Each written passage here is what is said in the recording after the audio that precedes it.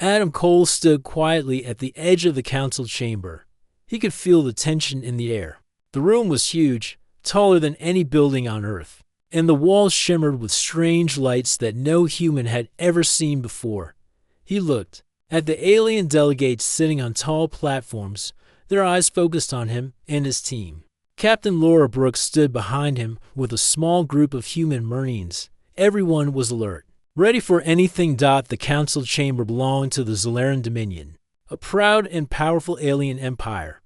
They had ruled parts of the galaxy for centuries and believed no species could challenge them. Adam had been sent as the human representative to begin peace talks. He had spent months preparing for this day, learning the Zolaran language, their customs, and their rules of etiquette. He knew that humans had to appear calm and respectful, or the meeting could turn into disaster. The leader of the Zolaran delegation, Varix Taller, a tall alien with gray skin and glowing amber eyes, rose from his platform. His voice echoed through the chamber. "Humans," he said, "we have observed your species for a long time. You are reckless, weak, and unpredictable. You do not deserve the respect of the Dominion." Adam stayed calm. He knew this was an insult, but he did not respond angrily. "We are here to discuss peace," he said quietly. "We want to understand each other and avoid conflict." The room was silent for a moment. Then a young Zolaran officer named Karen Voss stepped forward. He was smaller than Varix, but carried a weapon that looked deadly.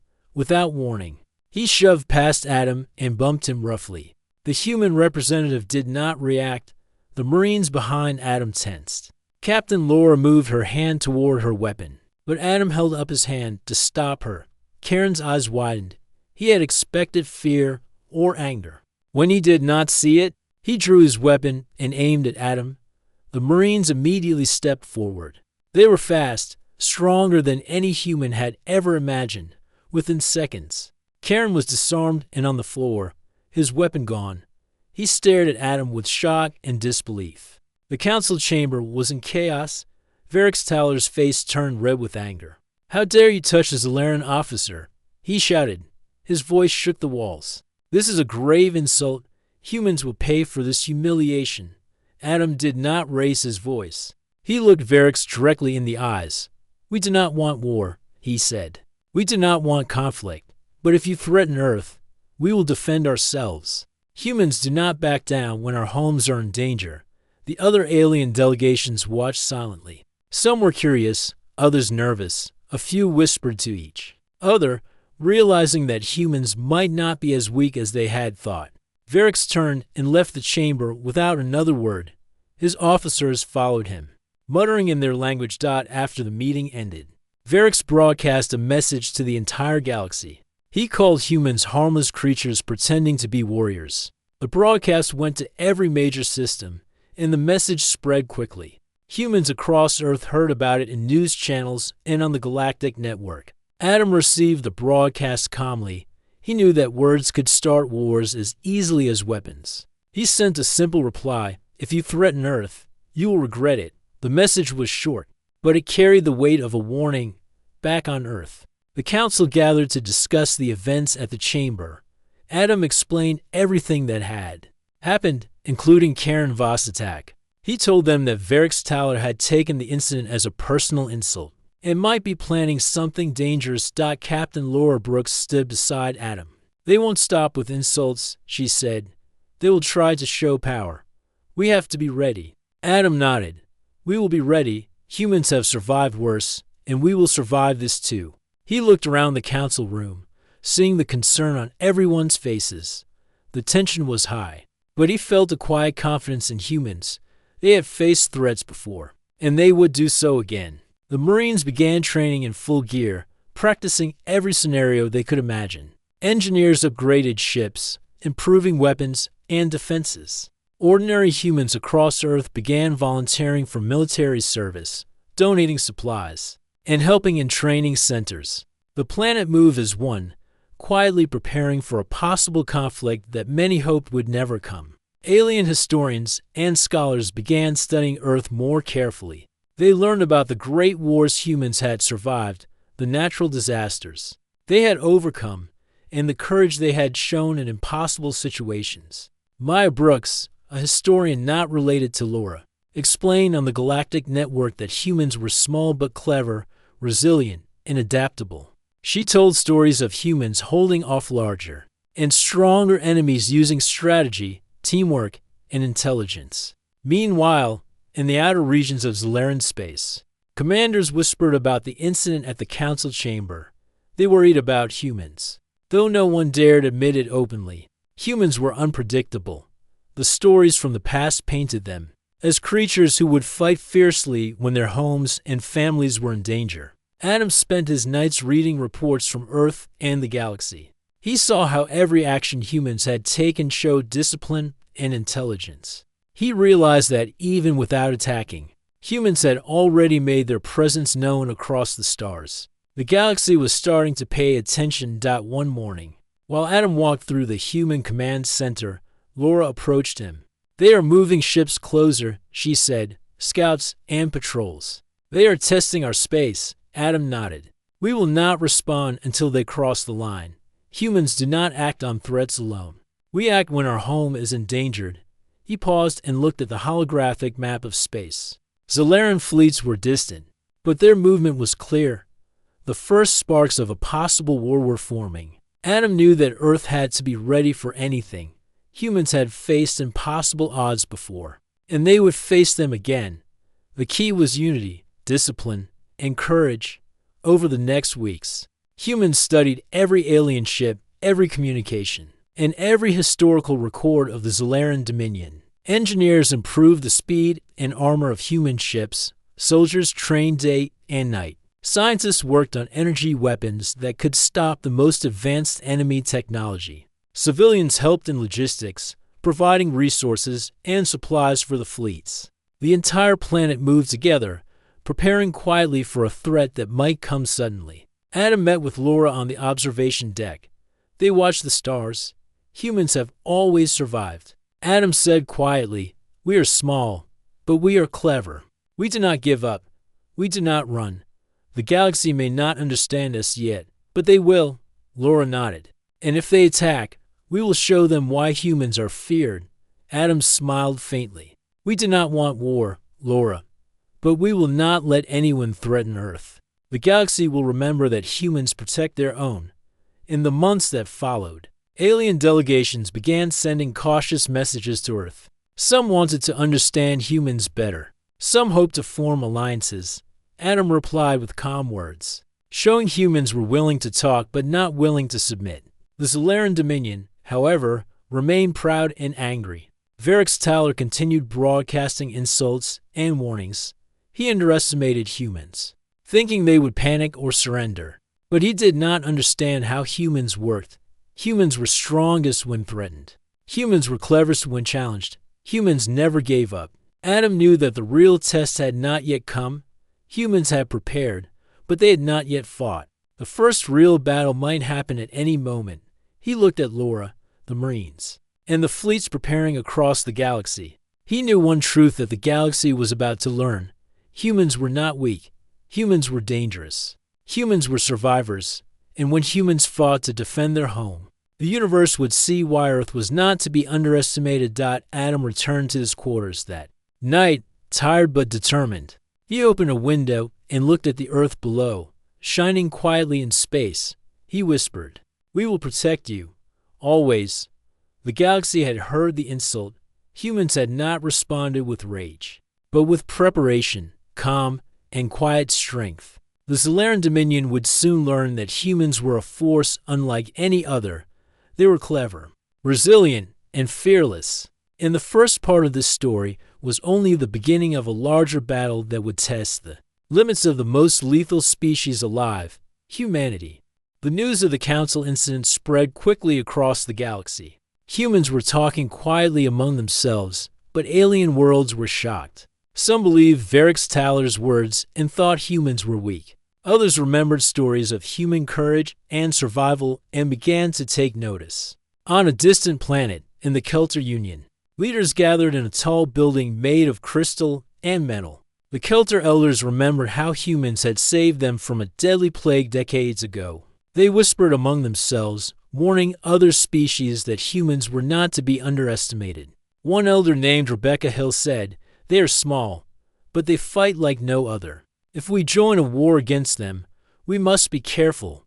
Meanwhile, on Earth, Adam Cole worked with Captain Laura Brooks to strengthen the planet's defenses. They reviewed every alien report, every historical record of the Zolaran Dominion, and every scout report from the borders of human space. Laura walked through the command center, checking on soldiers and engineers. "They are moving faster than we expected," she said. "We need to be ready for anything." Adam nodded. "We have time, but we cannot waste it. Humans have always survived because we prepare. We will do it again." Engineers upgraded human ships with stronger shields and faster engines. Marines practiced boarding drills, working in teams to disable enemy ships quickly. Civilians volunteered for supply chains, medicine, and intelligence work. Schools taught young people about survival and teamwork. The whole planet moved together quietly, without panic, but with determination. In the outer regions of Zolaran space, commanders discussed the humans. Some were afraid. One young officer, Lauren Davis, had heard stories from his father about humans holding a valley on the moon of Istra for 5 days, against an entire fleet. He said quietly to his comrades, "They are small, but they do not give up. We should not underestimate them." On Earth, Maya Brooks, a historian, prepared broadcasts for the galaxy. She told stories of humans surviving impossible odds. She spoke of humans fighting together in wars, saving each other during disasters, and rebuilding after catastrophe. Her broadcasts spread quickly, and many alien species began to reconsider their opinions about humans. Adam and Laura reviewed the movement of Zolaran scouts. Some ships had crossed near human space, testing defenses. Human scouts followed them quietly, recording their speed, their weapons, and their formation patterns. Adam told Laura, "We do not attack first. Humans defend. We wait for them to make the first move." Despite the calm, tension grew among humans. Families watched the stars nervously, wondering when the Zolaran fleets might strike. Soldiers stayed alert day and night. Engineers worked in shifts, repairing ships, testing weapons, and improving communication systems. Humans acted with quiet discipline, knowing that panic could ruin everything. On a small moon in the Outer Rim, a group of young pilots trained in the simulator. One of them, a woman named Claire Evans, smiled at her partner, Ben Taylor. "They say Zolaran ships are faster," she said. "But humans can think faster." Ben nodded. "We survive because we adapt. They won't expect what we do next." Back on Earth, Adam met with the United Earth Council. He showed maps of the Zolaran movements and explained how humans could defend their colonies. "We do not seek war," he said. "We only act when necessary. But when we do, we will act together as one planet, one species." The council agreed to strengthen every human colony near the borders. Supply ships were sent in secret to avoid alerting the Zolaran. Marines and soldiers trained in combined tactics, learning how to fight in space and on planets. Every system was checked, every weak point reinforced. Meanwhile, the galaxy watched. Alien historians compared humans to other species. They noted that humans were small but clever, slow to anger, but dangerous when provoked. The Kelter Union shared records of human history, warning their allies not to assume humans would surrender. Even distant clans, like the Terran clans, sent envoys to watch humans carefully. On Earth, Adam received a report that a Zolaran scout ship had strayed too close to the human border. Laura looked at the map. "They are probing," she said. "Testing our defenses." Adam nodded. "We do not respond yet. Humans defend. We observe. We learn." But the scout ship was damaged in an asteroid field. It sent a distress signal, and human rescue ships went to help.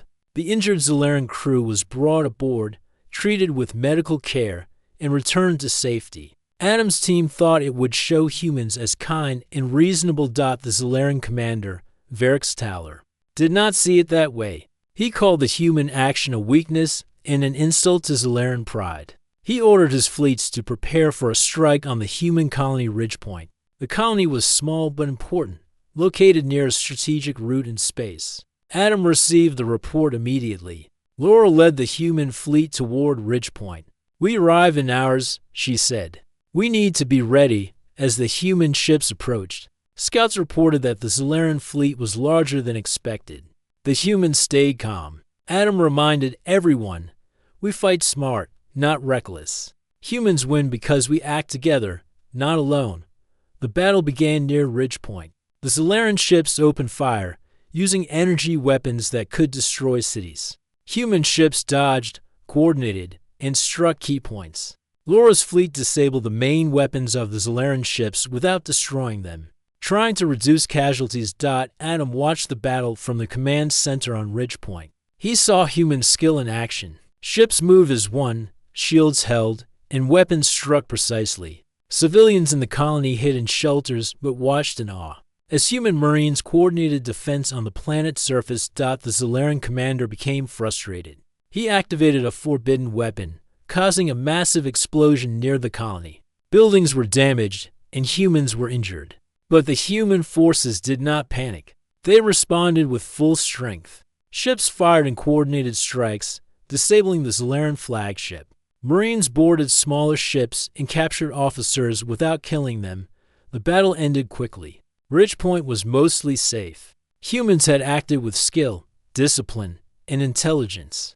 The galaxy watched the events with surprise. Humans had defeated a powerful fleet without losing a single ship. Adam sent a message across the galaxy. "We do not seek war, but we finish what you start. Humans defend, and we protect our own."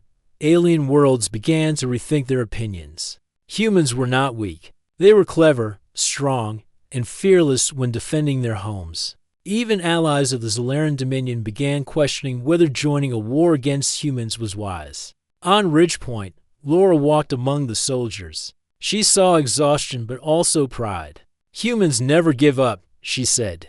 "They will fight for what they love, no matter what." Adam looked at her. "We do not fight because we enjoy war.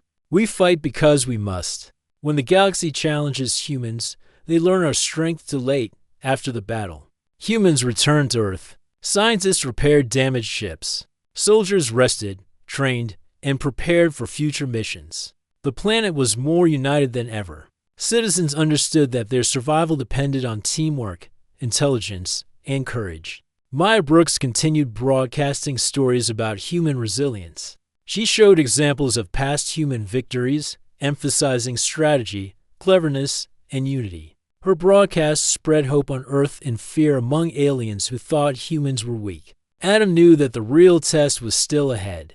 The Zolaran Dominion would not forget Ridgepoint. They would plan another attack. But humans were ready. They had learned from the battle, strengthened their forces, and shown the galaxy that they were not to be underestimated. On a quiet night, Adam stood on the observation deck of the flagship. Laura joined him. They watched the stars, thinking of the battles yet to come. "Humans survived Ridgepoint," Adam said. "We will survive whatever comes next." Laura nodded. "And when we fight again, the galaxy will see why humans are feared. They are small, but deadly when protecting their own." Adam smiled faintly. "We do not want war, but we will not run from it. Humans protect what matters, always." As the fleet returned to Earth, scouts reported movements of the Zolaran Dominion. Preparations for the next battle were already underway. Humans stayed calm, confident in their unity and skill. The galaxy began to understand a simple truth: humans might be small, but they were clever, adaptive, and the most lethal species alive when defending their homes. Adam looked at the stars again, feeling the weight of responsibility. The insult from Varix Taller had started a chain of events that would test humans like never before. But he knew one thing clearly: humans would survive. Humans would fight. And the galaxy would never forget the strength of Earth's defenders. The second part of the story ended with humans victorious at Ridgepoint, but the tension remained. The Zolaran Dominion had suffered a defeat, but pride and anger would drive them to return. Humans, united and prepared, were ready to face whatever came next. The galaxy watched quietly, beginning to realize that humans were not just survivors, they were a force unlike any other. After the battle at Ridgepoint, humans returned to Earth with a quiet sense of pride. The planet's fleets repaired their ships, and soldiers trained harder than ever. Civilians continued supporting the efforts, providing supplies, building facilities, and volunteering for medical teams. The whole planet moved as one, preparing for the next steps in the conflict with the Zolaran Dominion. Adam Cole met with Captain Laura Brooks in the command center. The maps of the galaxy glowed in front of them, showing movement from the Zolaran fleets. "They are not done," Laura said. "They are regrouping and planning their next attack." Adam nodded. "We expected that. Humans do not panic. We learn, we adapt, and we fight together. The Zolaran will see that soon enough." On the planet Kelter, leaders watched human actions closely. The Kelter elder Rebecca Hill called a council meeting with other species. "Humans are small, but their courage is greater than anything we have seen," she said. "They survive impossible odds, and they fight for their homes like no other species. The Zolaran Dominion may have underestimated them. Meanwhile, on Earth, engineers worked tirelessly to improve human defenses. New weapons systems were installed on ships, energy shields were strengthened, and communication networks were upgraded. Marines practiced boarding drills, combining tactics learned from previous battles with new strategies for larger fleets. Scientists developed sensors capable of detecting enemy ships before they could attack. Humans prepared not only for defense, but also for careful counterattacks. Adam and Laura visited Ridgepoint to check on the colony. They walked among the people, seeing the damage from the previous battle. Buildings were being repaired quickly, and the community worked together to rebuild. Children returned to school, and markets reopened. The spirit of the humans was strong. Adam spoke to a group of citizens. "You survived the attack. Your courage and determination make us strong. Humans protect what matters, and that is why we will never be defeated." The Zolaran commander Varix Towler was furious. He had sent his fleet to Ridgepoint expecting an easy victory. Instead, he saw his ships disabled and his officers captured without loss to humans.